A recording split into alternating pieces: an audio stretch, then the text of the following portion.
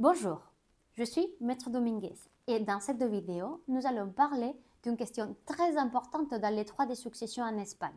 Comment va-t-on gérer une succession si le défunt n'avait pas établi de testament? Donc, si vous êtes confronté à une succession sans testament en Espagne, je vous invite à rester avec nous afin de découvrir toutes les étapes et précisions nécessaires pour gérer la succession. Lorsqu'une personne décède en Espagne sans avoir rédigé un testament, il est nécessaire de comprendre la loi espagnole. La loi espagnole va déterminer qui sont les héritiers, l'ordre de succession et la quote-part dans la succession. Imaginons par exemple un Français, un Belge ou un Suisse qui habitait de manière habituelle en Espagne et qui n'avait pas établi de testament. Dans ce cas-là, ce serait la loi espagnole qui régira la succession de cette personne. Toutefois, il faut rester très attentif car en Espagne, il y a 7 régimes différents qui s'appliquent en matière de succession.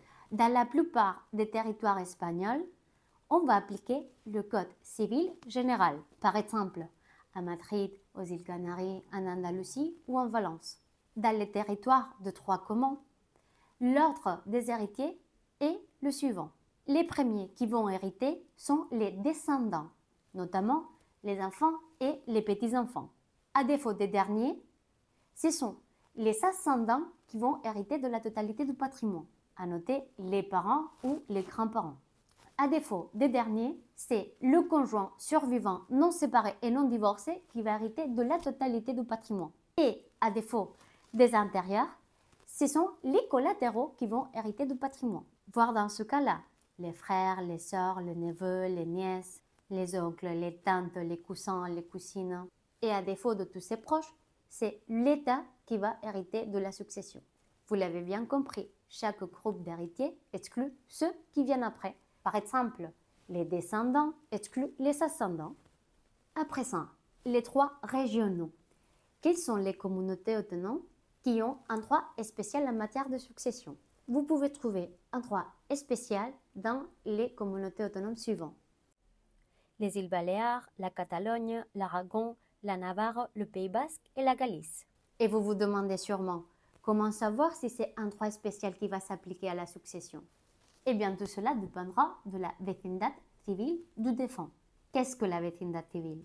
Il s'agit d'un concept propre au droit espagnol qui s'utilise afin de déterminer si à cette personne-là va s'appliquer le droit civil commun ou un droit spécial. Et comment déterminer la vecindad civile? Il y a plusieurs facteurs différents. Par exemple, la vecindad civile peut s'acquérir par filiation, c'est-à-dire les parents vont donner la même vecindad civile à ses enfants. Une autre option, c'est par résidence prolongée dans la même communauté autonome pendant un délai de 10 ans, ou par option, si vous passez plus de 2 ans dans la même communauté autonome, vous pouvez opter pour que ce soit la loi applicable à votre succession. Un autre sujet essentiel dans les successions sans testament, c'est la réserve héréditaire en Espagne. Dans tous les cas, les règles de la réserve héréditaire, appelées en espagnol légitime, vont s'appliquer aux successions sans testament. Ainsi, une partie du patrimoine doit obligatoirement être réservée à certains héritiers. Cette part d'héritage qui est destinée à certains héritiers va dépendre de la loi applicable. Par exemple, si vous allez appliquer la loi de Madrid, le Code civil commun, la réserve héréditaire ne sera pas la même que si vous appliquez le droit civil des îles Baléares. En ce qui concerne le Code civil général, les héritiers réservataires sont les suivants. Les enfants et les petits-enfants, à défaut des derniers, les ascendants, et dans tous les cas, le conjoint survivant. La répartition de l'héritage en Espagne varie selon la communauté autonome.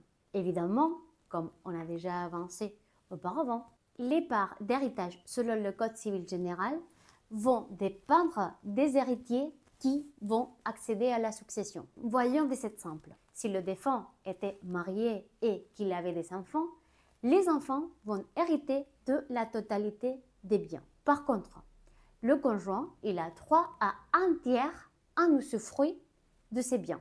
Si le défunt n'avait pas d'enfants, mais il était marié, les héritiers vont être les parents. Mais encore une fois, le conjoint a droit à la réserve héréditaire, que dans ce cas-là est de la moitié de la succession à usufruit.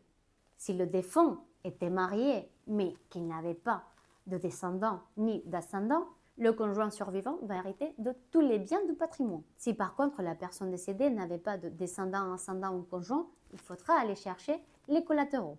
Comme vous pouvez le voir, les règles de succession en Espagne sans testament peuvent être très complexes, mais essentielles pour garantir l'attribution du patrimoine de manière équitable. Si vous vous trouvez dans une situation où vous devez gérer une succession sans testament, il est fortement recommandé de faire appel à un avocat expert en succession. J'espère que cette vidéo vous a été utile. Si tel est le cas, je vous invite à la liker et à laisser un commentaire.